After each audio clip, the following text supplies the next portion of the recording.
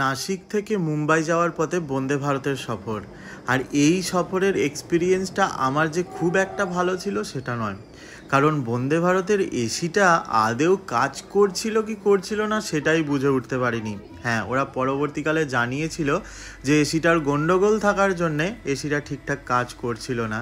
তবে কটা জিনিস, এক হচ্ছে স্পিড দারুণ, তার সাথে দেখতেই পাচ্ছেন যে ওয়াশরুমখানা তো একদম পুরো ঝাঁ চকচকে। এরপর আমার জন্যে চলে এসেছিলো ভেজ খাবার। ভেজ থালিতে কি ছিল? আলু ভাজা, রুটি, তার সাথে দই, ডাল, ফ্রাইড রাইস আর তার সাথে পনির বাটার মশলা। এরপর আমার বন্ধুর জন্য চলে এসেছিলো নন ভেজ খাবার।